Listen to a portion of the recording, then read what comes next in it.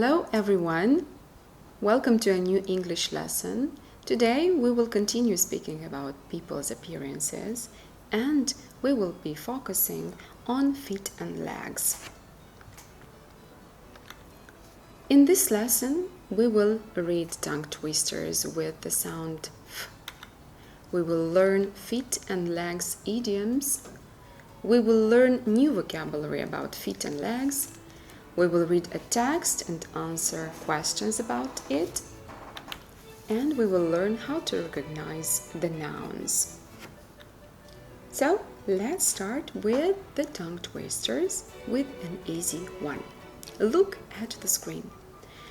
The first one is easy. I will read it twice, 2 times. Last night, Victoria fried some fresh fish. Okay. Last night, Victoria fried some fresh fish. The second one, a little bit more difficult. I feel a funny feel, a funny feel I feel. If you feel the feel I feel the feel you feel. Okay, I will try quicker. I feel a funny feel I feel. If you feel the feel I feel the feel you feel.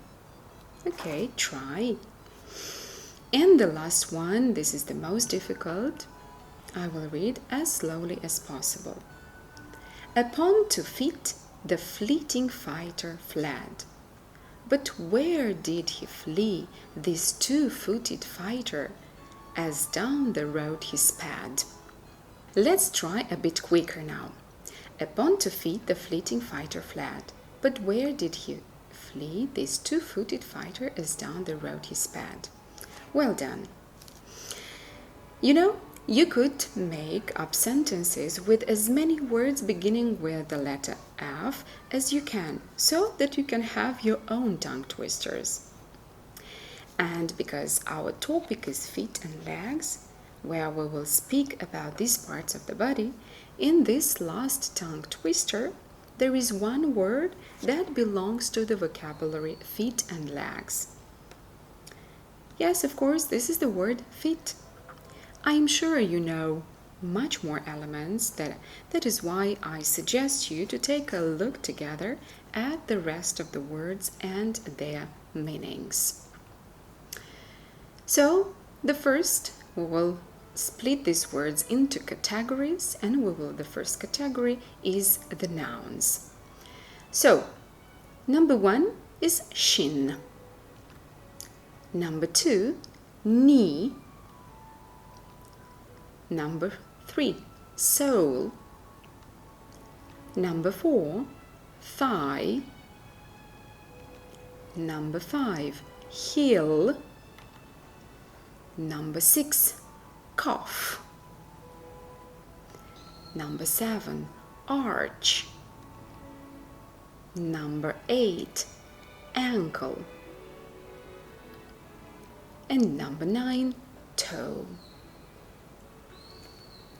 Let's go to verbs. What actions we can do? We can kick, to step, to jog, to skip, to sprain, to tiptoe, to scratch, and to bruise. The adjectives are the following: crooked, long-legged, and flat-footed. Please check a dictionary in case you don't know some of the words. Now it's time to put this vocabulary into context, to use them in sentences with gaps. Mark has trouble walking for a long distance. He is... Mom, did you notice that your big toe is bent and... The little girl was happily down the street. The rock in her shoe hurt the of her foot. So these are the answers. Mark has trouble walking for a long distance. He is flat-footed. Mom, Did you notice that your big toe is bent and crooked? The little girl was happily tiptoeing down the street. The rock in her shoe hurt the sole of her foot. Tommy has to wear special shoes because he has a high. Their little baby has 10 little and 10 little fingers. Eleanor, her ankle while she was skating. Oh, I just bruised my on the corner of the desk. So these should be the answers. Tommy has to wear special shoes because he has a high arch. Their little baby has 10 little toes and 10 little fingers. Eleanor sprained her ankle while she was skating. Oh, I just bruised my thigh on the corner of the desk. Very good. You know what? You did great. I can even say that we have started off on the right foot. We have started off on the right foot. Yes. What do you think I mean by that? I am definitely not talking about making steps with the right foot or something. This is actually what I want to share with you. These popular sayings are known as idioms. So, idioms.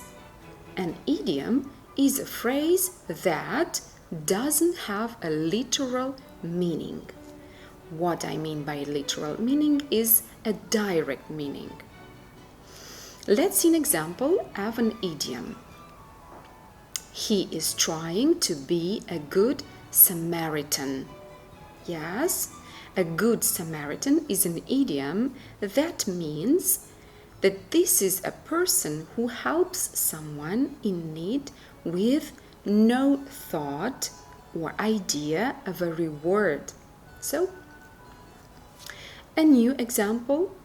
I have a skeleton in the closet. The meaning of this idiom is I have a secret to hide. Okay, so this was the introduction to the topic of idioms. And now that you have found what an idiom is, and you know already 2 examples, I want to share with you more idioms and see them in sentences. Let's begin with the first one. So, to bring someone to hell. This means to force someone to obey one's wishes or commands, to make someone act in accordance with one's authority. Can you think of a time when you or someone else succeeded to bring someone to hell? So, now let's see if you can find the idiom in the next sentence. He knows he should see a doctor, but he's dragging his feet. Right. So, the idiom is to drag one's feet. This idiom has 2 meanings. The first meaning is direct meaning, and the second one is not a literal meaning. So the direct meaning is to not completely pick up one's feet when walking, so that they drag with each step. The second one is to move slowly because one does not want to do something, or as in the case, to delay. To cool one's heels means to wait, to rest, or to be kept waiting. Let's see the example. Sharon cooled her heels in a park while waiting for her friends. The meaning is that Sharon rested in the park while waiting for her friends. The next idiom, to find someone's Achilles heel. This is an idiom that means that you know someone's weakness or weaknesses. Mother found her son's Achilles heel. Reading. This sentence means that mother knows that her son's weakness is reading. The next one, to be on one's toes, meaning to be alert. Let's see the sentence. Parents are on their toes when they drive in heavy traffic. It means that parents are ready to react quickly in traffic. And to start off was the first idiom that we have spoken about, which means to begin in the right way. Hope these idioms will help you sound more natural in English, and the examples I have given you will make you use them right. So the last idiom that I want to discuss is to start off on the right foot, which means to begin in the right way. So I hope these idioms will help you sound more natural in English, and these examples that I have given you will make you use them right. You can make your sentences using these idioms to practice using them right. I can't wait to teach you other idioms in a new lesson. I can't wait to go again next year. This is a sentence from a text that we are about to read today. It sounds interesting. Where to go? Who is the one to go? Let's find the answers to these questions and many more details. So, the text that I have prepared you is My Adventures in the Mountains. As a special prize for getting high marks in school this year, my mom and dad decided to take me on a holiday for a week in the mountains. They didn't want to stay in a hotel with lots of people, so we decided to go camping. We also didn't want to drive too far, so we went to the Carpathians. I really had a great time, though hiking in the mountains was more difficult than I thought. On the first day of the trip, I slipped on some loose rocks and sprained my ankle. While limping back to camp, I fell and bruised my shin. I hadn't been hiking for a while, so I also got blisters on my heels, and somehow I cut the sole of my foot on a sharp rock while I was checking on my tired feet. Wow! Did I sleep well that night? On the second day, I told my parents that I had to climb the beautiful mountain peak that was nearby. This time, Dad went with me, and while I was fine, he stepped on some wet plants, slipped, tore his pants, and scratched his thigh. My dad is long-legged and tall, so it was difficult to get him down the mountain with his bad leg. He had to use me for support. On our last night, it was so beautiful that I quietly left the tent and tiptoed away from the camp to look at the stars. I heard something in the dark. When it touched my right shin, I kicked it and it ran away. I never found out what it was. Besides all of our cuts and bruises, we all agreed that we had a great time. I can't wait to go again next year. So, this is the text, and this is actually the last sentence, the first sentence that I have begun with. I can't wait to go again next year.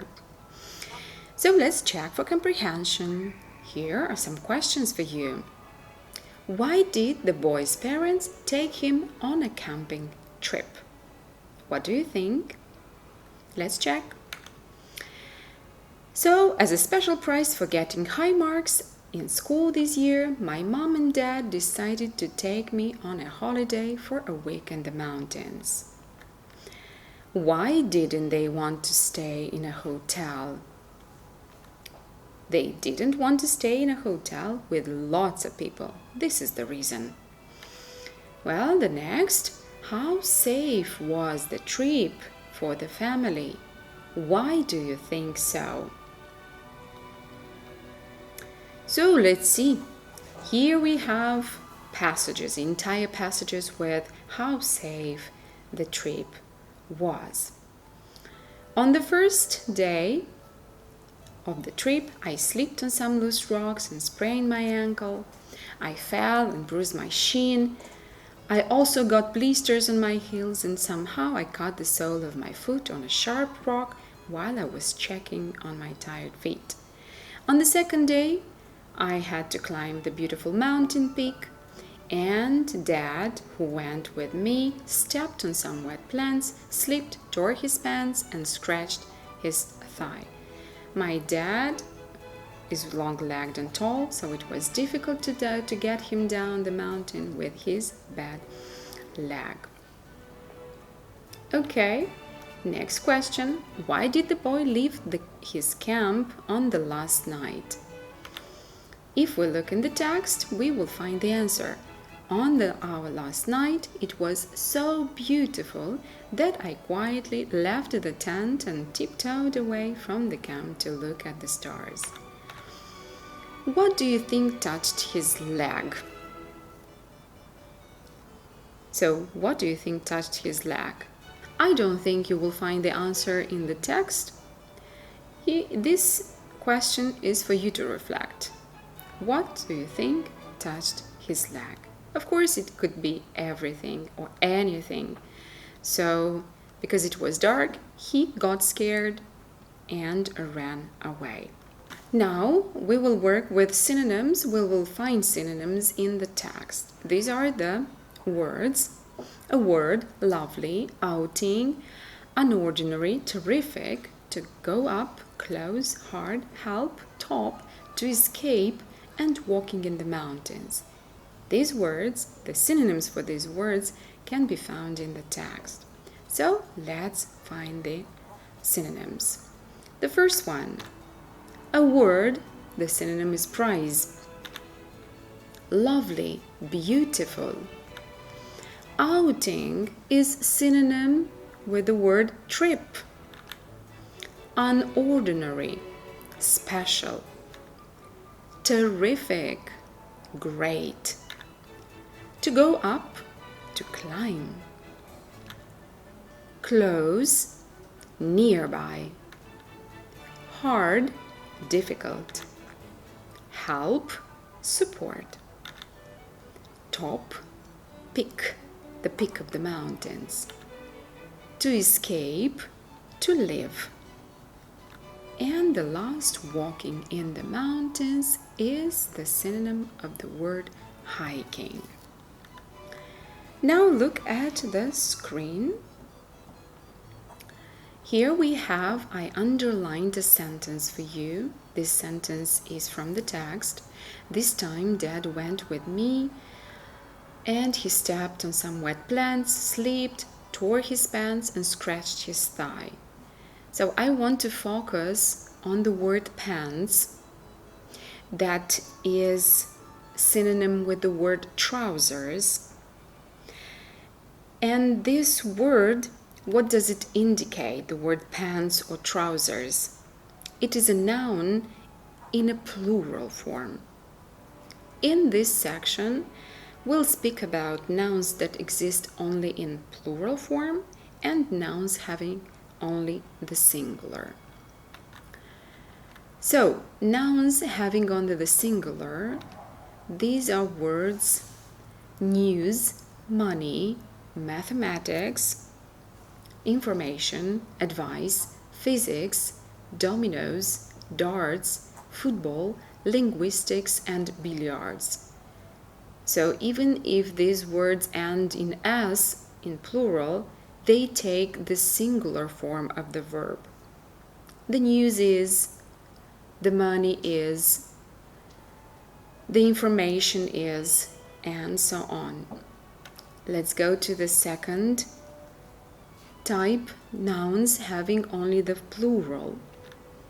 And these are jeans, trousers, glasses, scissors, people, spectacles, police, and scales. So it would be good for you to remember these words so that you can use them right. So remember, the nouns having only the singular take the singular form of the verb. And nouns having only the plural take the plural form of the verb. I guess it's time for you to put all this into practice. Pay attention to the sentences on the screen and pick the correct variant according to the rule. Gymnastics are or is a sport for people with strong legs. So the answer should be gymnastics is a sport for people with strong legs. This or these jeans are or is very comfortable. These jeans are very comfortable. Are that or those glasses yours?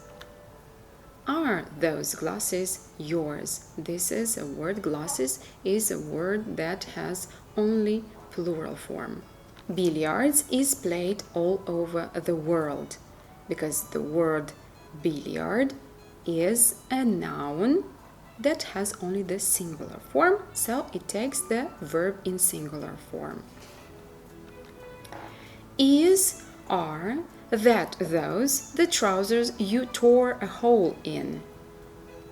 Here we have the word trousers, remember.